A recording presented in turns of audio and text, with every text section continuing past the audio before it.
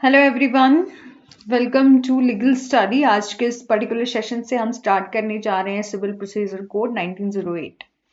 और ये सेशन ना केवल कि all state judiciary, LLB students and CLAT सबके लिए जो है इम्पॉर्टेंट रहेगा। जो भी सीपीसी जिस भी एग्जाम में जो है वो आता है सबके लिए इम्पॉर्टेंट रहेगा। आज हमारा फर्स्ट सेशन ये रहेगा जिसमें हम इंट्रोडक्शन डिस्कस करेंगे, हिस्टोरिकल बैकग्राउंड डिस्कस करेंगे, मीनिंग एंड ऑब्जेक्ट डिस्कस करेंगे। और ये हमारा टेलीग्राम ग्रुप है, अभी तक आप इसमें ज्वाइन नहीं हुए हैं तो इसका लिंक वीडियो के डिस्क्रिप्शन बॉक्स में दिया गया है। आप इस पर्टिकुलर चैनल की इस पर्टिकुलर ग्रुप के साथ ज्वाइन हो जाइएगा। अब आज का सेशन आपके लिए इम्पॉर्टेंट क्यों है? जब भी आप जुडिशरी का प्री दे दें और आपका प्री क्वालिफाई हो जाए और मेंस देने के लिए जाएं, तो आपको कभी कभी सीपीसी का क्वेश्चन आ जाए और आपको कुछ आइडिया नहीं लग रहा है कि मैं कहाँ से स्टार्ट करूं, तो ये हम आज इस सेशन में जो कि हम हिस्टोरिकल बैकग्राउंड या मीनिंग एंड ऑब्जेक्ट जो कि डिस्कस करने जा रहे हैं, तो आप उसका मीनिंग भी लिख सकते हैं। इससे आप स्टार्ट कर सकते हैं अपने आंसर को लिखना सीपीसी के मीनिंग से। ठीक है, और जल्दी से लाइक कर देंगे, शेयर कर देंगे, सब्सक्राइब कर देंगे और बेल आइकन को प्रेस कर देंगे ताकि आगे आने वाली जितनी भी सेशंस हैं, जितनी भी वीडियो सेशन रहेंगे, जितनी भी लाइव क्लासेस रहेंगी, वो आप तक पहुंच सके। और ये हमारा फर्स्ट सेशन रहेगा। कल से हम कंटिन्यू जिस तरह से, जैसे कि कल से हम एलिमेंट ऑफ सूट्स देखेंगे, one by one complete CPC को, कोड ऑफ सिविल प्रोसीजर को कंप्लीट करेंगे। ठीक है, और आपको जब भी एग्जाम में लिखना है, जैसे मीन्स में आपको आंसर राइटिंग करनी है, तो आप सीपीसी, डायरेक्ट सीपीसी नहीं लिखेंगे, पहले आप लिखेंगे civil procedure code, the code of civil procedure 1908। उसके बाद हेयर इन आफ्टर करके सीपीसी, और उसके बाद आप सारे ही सीपीसी इस अपने लॉ को लिख सकते हैं। ठीक है, लेकिन आपको सबसे पहले पूरा नाम मेंशन करना है। ठीक है, इंट्रोडक्शन आज डिस्कस करेंगे। तो सबसे पहले सीपीसी में है क्या, सीपीसी बात किस चीज की करता है, तो आप बहुत अच्छे से जानते हैं कि ये हमारा प्रोसीजर लॉ है। Substantive law and procedure law में क्या डिफरेंस होता है ये बहुत अच्छे से जानते होंगे। सब्सटेंटिव लॉ में क्या दिए गए होते हैं, कुछ एक राइट्स दिए होते हैं, राइट्स, रूल, रेगुलेशन दिए होते हैं, और उन राइट्स की या रेमेडीज की जो भी हमें दिए गए हैं, उसको आप इन्फोर्स कैसे करवा सकते हैं, तो आप प्रोसीजर को अडॉप्ट करके जो है उसको इन्फोर्स करवा सकते हैं। और वही प्रोसीजर किस में दिया गया है, सीपीसी में दिया गया। जब भी हम सिविल की बात करते हैं, सिविल प्रोसीजर कोड की, जब भी हम क्रिमिनल की बात करेंगे तो क्रिमिनल प्रोसीजर कोड है। ठीक है, तो सीपीसी क्या है, हमारा प्रोसीजर लॉ है जो कि कोर्ट में यूज होता है। सिविल कोड की ये बात करता है, और ये बात करता है कि हम प्लेंट किस तरह से फाइल करेंगे, रिटन स्टेटमेंट किस तरह से आएगा, कितना टाइम पीरियड उनको दिया जाएगा, एविडेंसेस, या हम बात करें पीडब्ल्यू, ठीक है, प्लेंटिव विटनेस किस तरह से बुलाए जाएंगे, उनको समन किस तरह से जाएंगे, ये सब हम आज इस पर्टिकुलर सीरीज में डिस्कस करेंगे। ठीक है, आज के सेशन में हम इंट्रोडक्शन ही करेंगे। ठीक है, तो सबसे पहले इंपॉर्टेंट याद रखना, कोड ऑफ सिविल प्रोसीजर। ठीक है, the code of civil procedure 1908 का है। ठीक है, और थोड़ा सा हिस्टोरिकल बैकग्राउंड को डिस्कस कर लेते हैं। तो सबसे पहले जब हमारा सीपीसी यानी कि कोड ऑफ सिविल प्रोसीजर नहीं था, ठीक है, कोई यूनिफॉर्म सिविल कोड नहीं था, कोई भी कोडिफाइड लॉ नहीं था जो कि रिलेट करता था, किससे, प्रोसीजर थे, जो कि नहीं, कहीं भी ये स्पेसिफिकली कोडिफाइड लॉ नहीं था जो कि रिलेटेड था procedure of the civil code, कि सिविल कोड में किस तरह का प्रोसीजर हम अडॉप्ट करेंगे। तो बिफोर 1859 से पहले there was no uniform civil code जो कि रिलेटेड था किससे, procedure civil code in India. ठीक है, उस टाइम क्या था, उन दिनों में, इन दोज डेज में क्या होता था, क्राउन्स कोर्ट, जैसे कि presidency town and provincial court जो है वो स्टैब्लिश करे गए थे, जिसको हम मुफस्सिल कहते थे। ठीक है, और ये गवर्न करते थे डिफरेंट सिविल प्रोसीजर को बाय सर्टन रूल्स। ठीक है, उनके अपने प्रोसीजर सिस्टम के या अपने कुछ एक रूल्स होते थे, कुछ एक रेगुलेशन होते थे, और कुछ एक अपने स्पेशल एक्ट बनाए होते थे उन्होंने अपने। ठीक है, जो कि प्रोविंशियल कोर्ट थे या प्रेसिडेंसी जो टाउन थी, उन्होंने अपने डिफरेंट लीगल सिस्टम या डिफरेंट सिविल प्रोसीजर सिस्टम को एनफोर्स करने के लिए, उनको रेगुलेट करने के लिए अपने अपने रूल्स रेगुलेशन जो है वो बनाए थे। और स्पेशल एक्ट भी बनाए थे जो कि एप्लीकेबल थे फ्रॉम टाइम टू टाइम। ठीक है, अब बात करें उसके बाद क्या हुआ, तो 1859 के बाद फर्स्ट टाइम 1859 में यूनिफॉर्म्स को सिविल प्रोसीजर जो है वो इंट्रोड्यूस किया गया, जिसको हमने सिविल प्रोसीजर कोड कहा। ठीक है, एक्ट कब का था, एक्ट नंबर 8 था, ठीक है, ऑफ 1859। बट जो कि मेन पर्पस था सीपीसी सिविल प्रोसीजर कोड के बनाने का, जो मेन पर्पस था उसको फुलफिल नहीं कर पाया ये 1859 का कोड। ठीक है, 1859 का जो ये लॉ बनाया था, कोड ऑफ सिविल प्रोसीजर बनाया, वो जिस पर्पस के लिए वो बनाया गया था उसको फुलफिल नहीं कर पा रहा था, और ना ही तो ये एप्लीकेबल था सुप्रीम कोर्ट में या क्राउन कोर्ट। उस टाइम वहां के क्राउन कोर्ट थे, अंडर द रॉयल चार्टर बनाए गए थे, जिसको हम सदर दीवानी अदालत या प्रिंसिपल कोर्ट के नाम से जानते हैं। ठीक है, तो उस पर्पस के लिए जो ये बनाया गया था उसको फुलफिल नहीं कर पा रही थी। ठीक है, और ना ही तो ये एप्लीकेबल था टू द सुप्रीम कोर्ट, जिसको हम crown court under the royal charter कहते हैं। और दूसरा क्या था, सरदार दीवानी अदालत, जिसको हम प्रिंसिपल कोर्ट, जो कि प्रिंसिपल कोर्ट थे under the judicial plan by the governor general. ठीक है, और उसके बाद क्या हुआ, 1859 के एक्ट बनने के बाद दोबारा से फिर से नया एक्ट बनाया गया, नए एक्ट बनाया गया, तो वो क्या था, इंडियन हाई कोर्ट एक्ट बनाया गया था 1861। ठीक है, जब 1861 का हाई कोर्ट एक्ट पास हुआ तो सुप्रीम कोर्ट एंड सदर अदालत, जो कि हमने अभी अभी डिस्कस किया कि यहां पर सुप्रीम कोर्ट था, जो कि crown court under the royal charter था, और Sadar Diwani Adalat principal court and under the judicial plan by the governor general था। ठीक है, तो ये बोला कि जब हमारा Indian high court act 1861 pass हुआ, तो जो सुप्रीम कोर्ट एंड सदर दीवानी अदालत जो बनाई गई थी उनको एबोलिश कर दिया, और उसके स्थान पर क्या बना दिए गए, हाई कोर्ट्स बना दिए गए। ठीक है, हाई कोर्ट्स को इस्टेब्लिश करा गया इसके स्थान पर, और 3 प्रेसिडेंसी टाउन बनाए गए। ठीक है, बॉम्बे, मद्रास या कलकत्ता, ये तीनों। आपने यदि लीगल हिस्ट्री पढ़ी होगी अपने लॉ स्कूल में, ठीक है, यदि आपने बीएलएलबी करी होगी तो आपने पढ़ा ही होगा। ठीक है, 3 प्रेसिडेंसी टाउन इस्टेब्लिश करे गए थे। ठीक है, द कोड ऑफ 1859 में।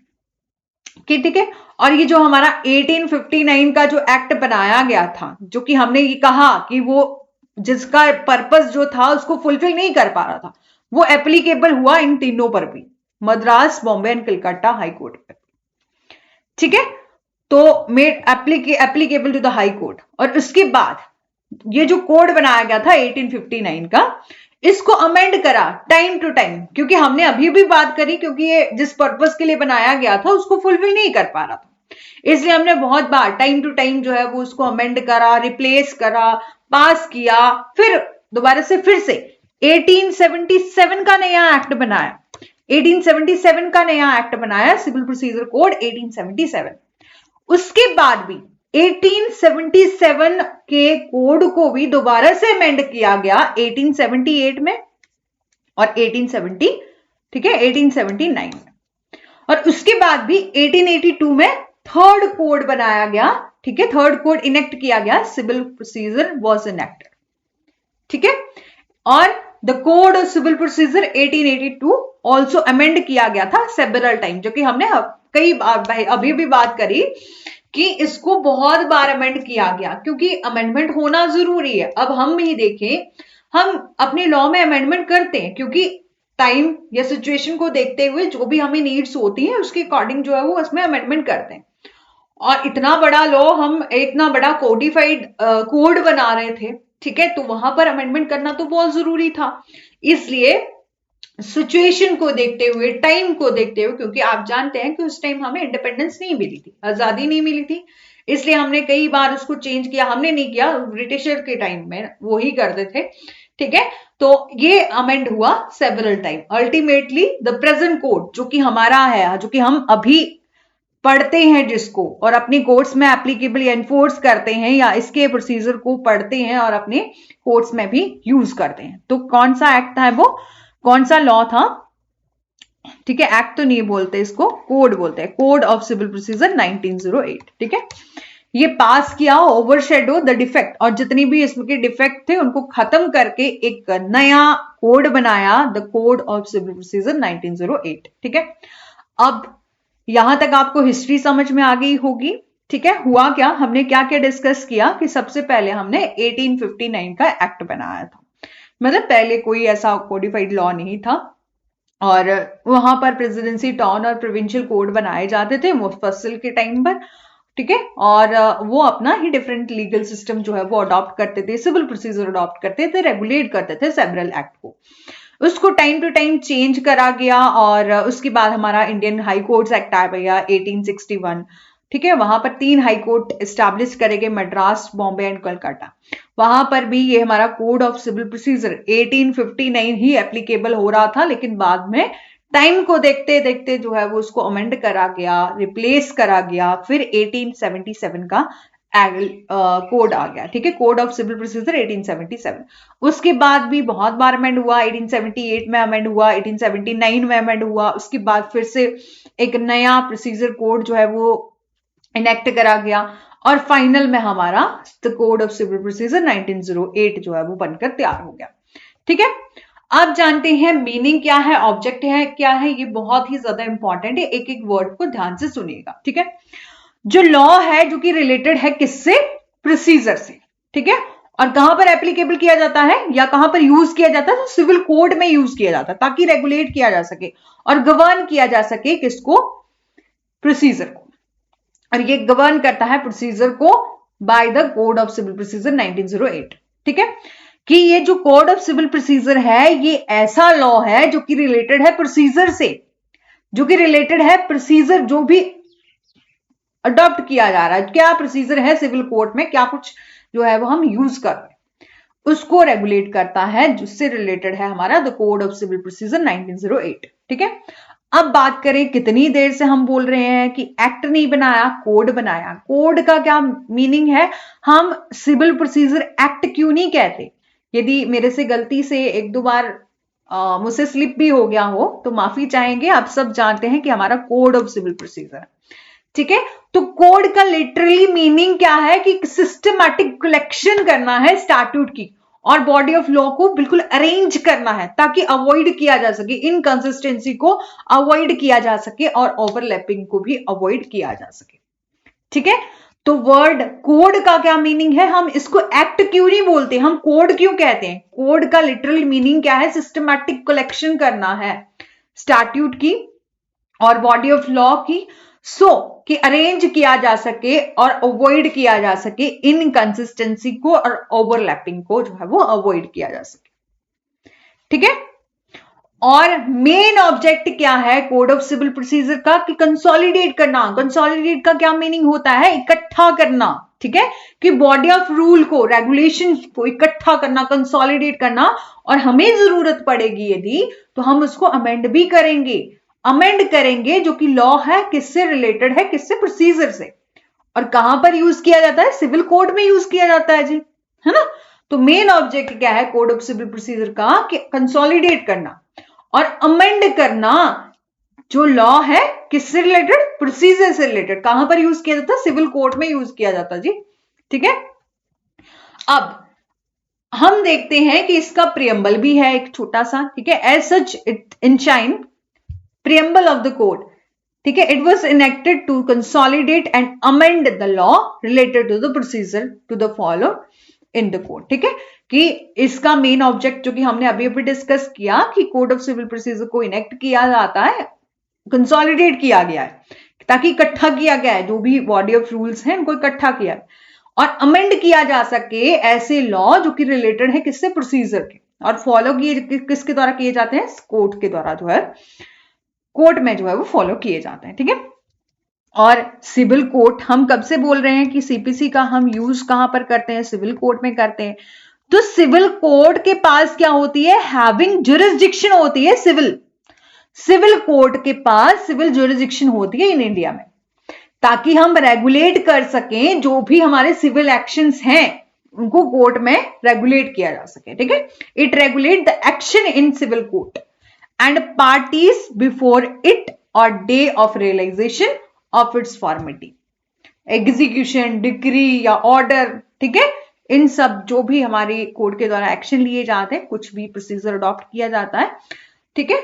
तो जहां पर भी बात आएगी सिविल मैटर की, तो हम सिविल सीपीसी को ही यूज करेंगे, कोड ऑफ सिविल प्रोसीजर को ही यूज करेंगे, ठीक है। अब एक्सटेंडेड एप्लीकेशन की बात करें तो यहां से प्रियम्बल में एक क्वेश्चन बनता, सॉरी प्री में एक क्वेश्चन बनता है, माफी चाहेंगे यदि गलत कह गए हूं तो, ठीक है।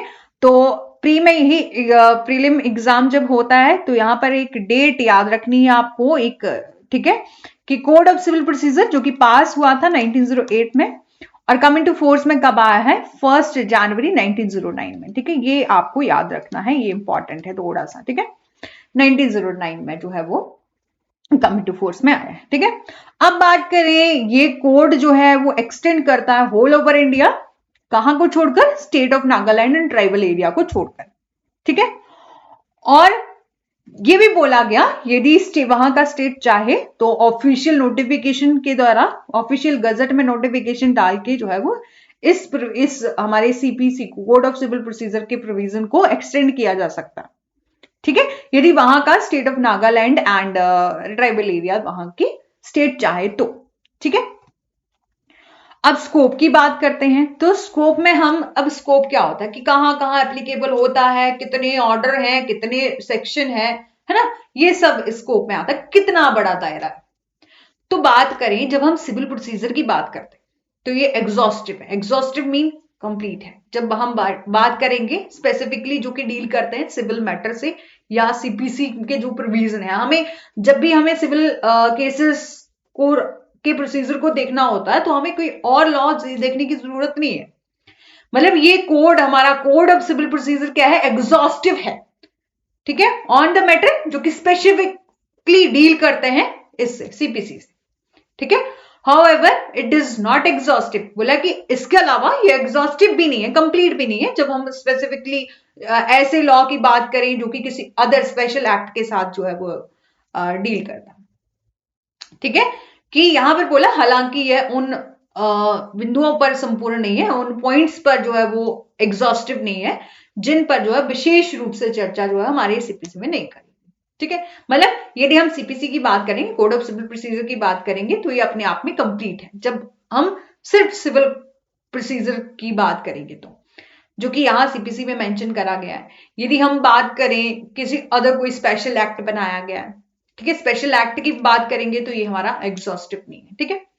अब legislature is incapable of contemplating all possible circumstances, यहां पर बोला कि विधायिका ने भविष्य के मुकदमेबाजी में उत्पन्न होने वाली सारी संभावित जितनी भी परिस्थितियां हो, ठीक है, कि पॉसिबल सर्कमस्टांसेस जितनी भी हैं या हो सकती हैं पॉसिबल सर्कमस्टांसेस, ठीक है, जो कि फ्यूचर में राइज हो सकती है, उसके लिटिगेशन या कंसिक्वेंसली क्या कुछ प्रोसीजर अडॉप्ट किया गया जाना है, ठीक है। तो उस सबको काफी हद तक कवर करने की कोशिश करी है, लेकिन फिर भी यदि बोला है कि in future litigation consequently for providing procedure for their, ठीक है, कि परिणाम स्वरूप उसके लिए प्रक्रिया जो है वो प्रदान करने में असमर्थ, ठीक है, कि लेजिस्लेचर जो है वो इनकैपेबल है, कि अभी तक तो हमारा सीपीसी अच्छे से चल रहा है, लेकिन कभी ऐसा हो गया कि फ्यूचर में ऐसे सर्कमस्टांसेस आ गई तो उसको जो है वो अमेंड भी किया जा सकता है, क्योंकि अब सीपीसी कब का बना है, ठीक है, आजकल का टाइम क्या चल रहा है, और आज से 10-20 साल या बाद में जो है वो क्या कुछ चेंजेस आ सकते हैं, तो उसके हम फ्यूचर के बारे में तो नहीं सोच सकते कि कल को क्या सर्कमस्टांसेस आ जाएगी, है ना, वहां उस टाइम क्या नीड रहेगी। तो यहां पर बोला है कि legislature is incapable of contemplating all possible circumstances which may arise in a future litigation and consequently for providing procedure for them, ठीक है। अब बात करें कि कोर्ट के पास इनहेरेंट पावर भी है, सब जानते हैं जब हम 151 की एप्लीकेशन लगाते हैं तो कोर्ट के पास इनहेरेंट पावर भी है। इनहेरेंट पावर कि जब भी हमने जो फैमिली लॉ डिस्कस किया था, हमारे लॉ लर्निंग स्कूल वाले जो चैनल में हमने कई बार जो है वो डिस्कस किया है, फैमिली लॉ को डिस्कस किया है, तो वहां पर भी ये है कि कभी भी ऐसा हो कि किसी रूल की अवेलेबिलिटी नहीं है तो कोर्ट जो है वो अपनी justice, equity and good concise के बेस पर इन प्रिंसिपल को यूज करके अपने डिसीजन दे सकते हैं, ठीक है, ये कोर्ट की इनहेरेंट पावर है।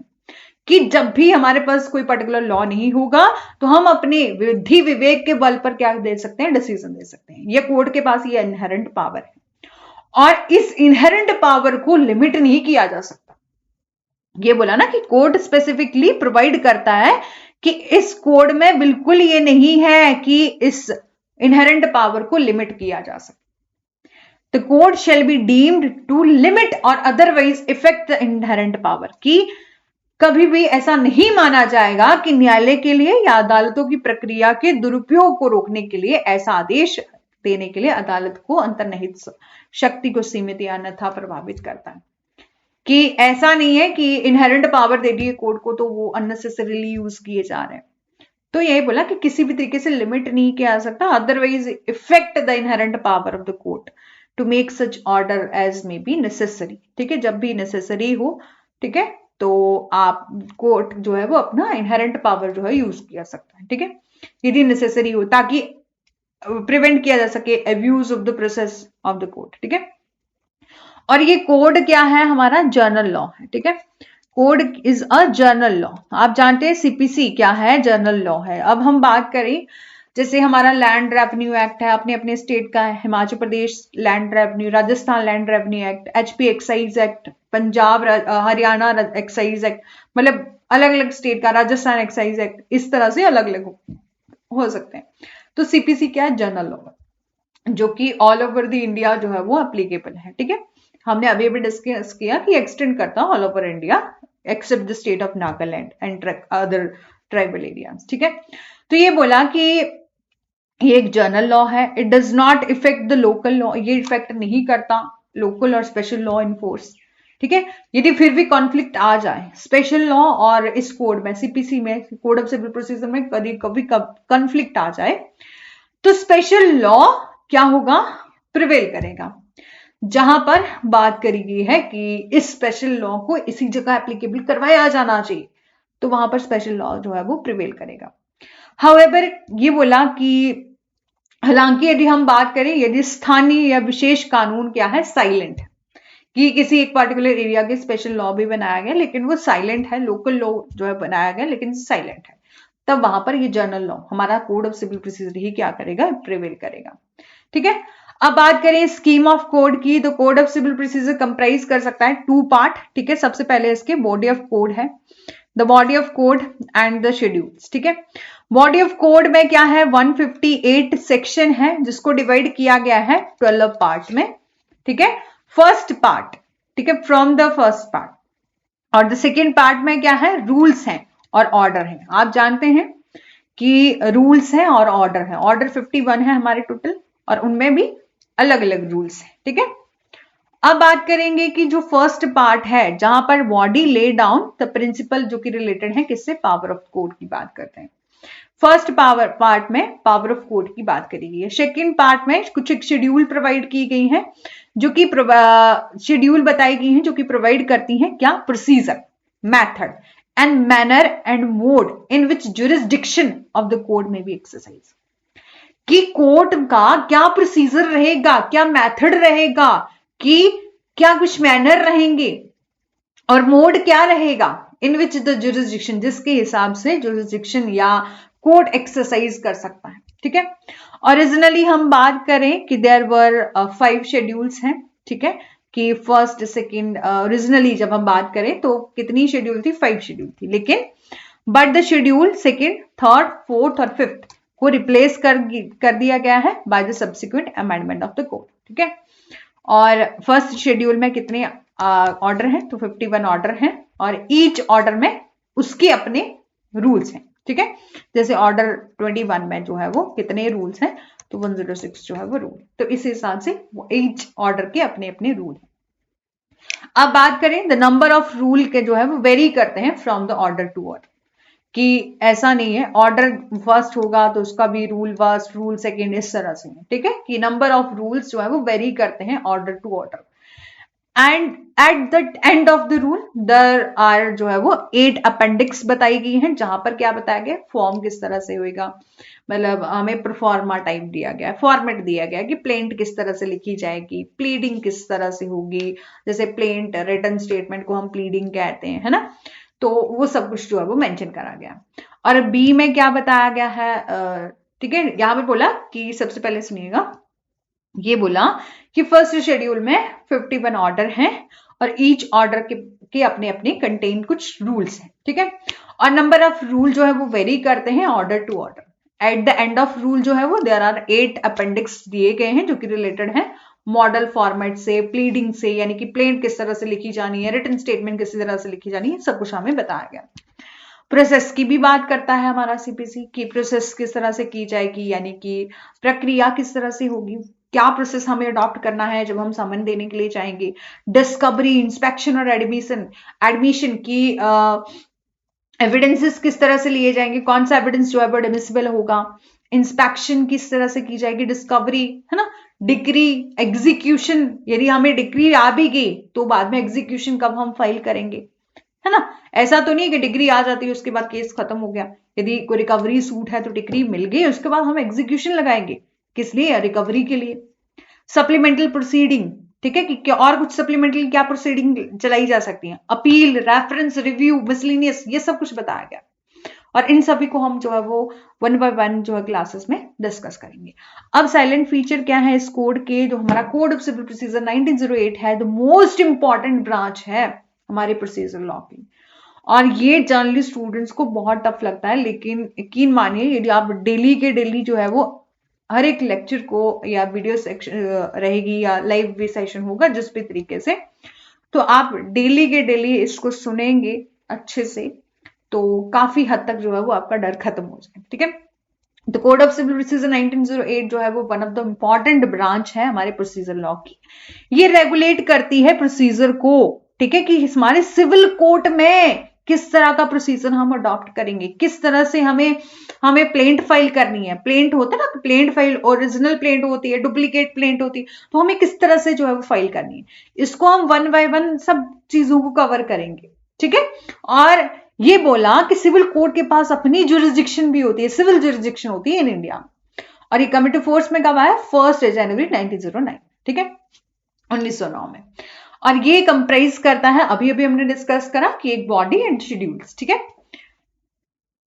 और एक मेन बॉडी में कितने आते हैं, 158 सेक्शन है जिसको 12 पार्ट में डिवाइड करा गया है। फर्स्ट पार्ट क्या है, जिसमें कुछ एक शेड्यूल कंटेनिंग द रूल और ऑर्डर दिए गए हैं फ्रॉम द सेकेंड पार्ट। और शेड्यूल कंटेन द 51 ऑर्डर, और ईच ऑर्डर के अपने अपने जो है वो रूल्स रहते हैं, ठीक है।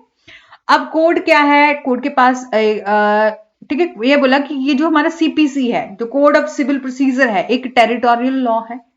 ये एक्सटेंड करता है whole over India except the state of Nagaland and tribal area, ठीक है, जो कि हमने अभी अभी जो एक्सटेंडेड कमेंसमेंट में हमने डिस्कस किया था, ठीक है, कि कुछ एक हमारा स्टेट ऑफ नागालैंड है, ट्राइबल एरिया को छोड़कर ये ऑल ओवर इंडिया में जो है वो एप्लीकेबल है, एक्सटेंड करता है whole over India.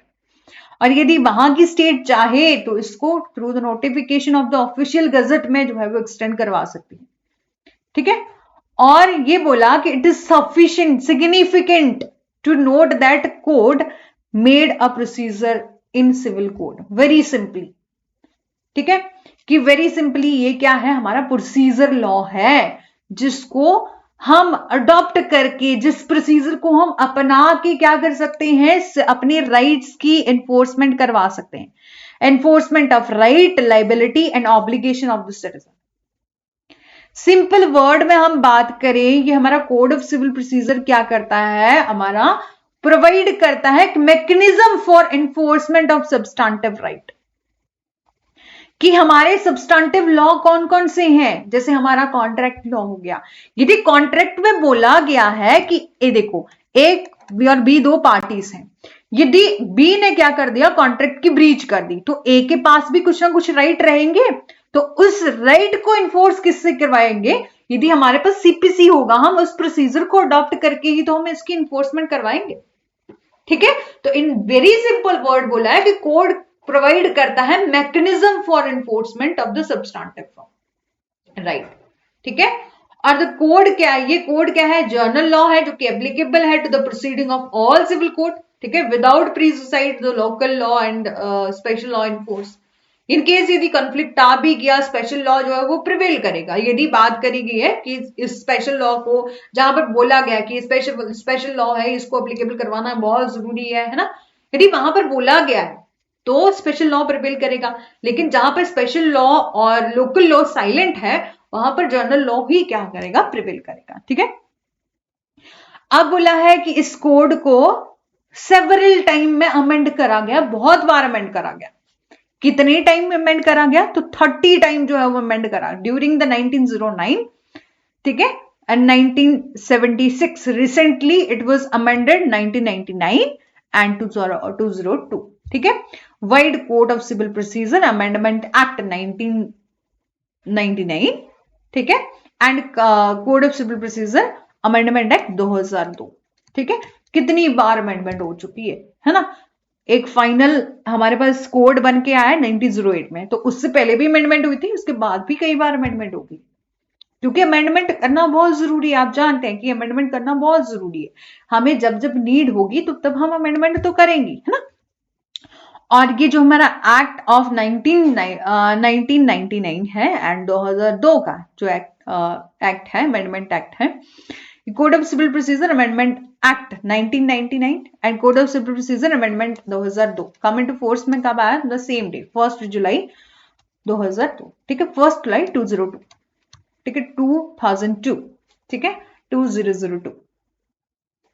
Main object क्या है इस एक्ट के इन अमेंडमेंट्स का या इस एक्ट का, ठीक है, कि इंश्योर करना, ठीक है, मेन ऑब्जेक्ट क्या है इस कोड का, ठीक है, कोड का, ठीक है, सॉरी एक्ट नहीं, कोड का मेन ऑब्जेक्ट क्या है, फेयर जस्टिस देना, ताकि एलिमिनेट किया जा सके, ठीक है,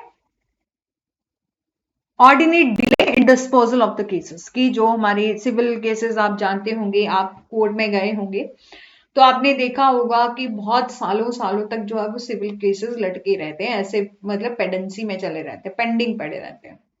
तो मेन ऑब्जेक्ट ये है कि फेयर जस्टिस दिया जाए, ताकि जो भी ऐसे बहुत अत्यधिक ऑर्डिनरी मतलब एक्सेस में जो है वो डिले हो रहा है डिस्पोजल ऑफ द केसेस में, ठीक है, उसको कम किया जा सके, कि एलिमिनेट कर दो, है ना, कि थोड़ा जल्दी जल्दी स्पीडी डिस्पोजल हो, कि ऐसा नहीं है कि बहुत टाइम तक जो है वो सिविल केसेस जो है वो पेंडिंग रहेंगे, ताकि कहते हैं ना कि एक पीढ़ी खत्म भी हो जाती है लेकिन केसेस खत्म नहीं होते। ठीक है, और समन किस तरह से सर्व होंगे to the defendant within 30 days, ठीक है, इन सभी को हम बहुत डिटेल में डिस्कस करेंगे कि समन सर्व किए जाते हैं, ठीक है, कि प्लेंटिफ साहब के कोर्ट में चले गए जी केस फाइल करने, तो डिफेंडेंट को सर्व किए जाएंगे समन विद इन 30 डेज में। जिस दिन आप फाइल कर दोगे सूट, उस दिन उससे लेकर 30 डेज में आप समन भेज दोगे दूसरी पार्टी को।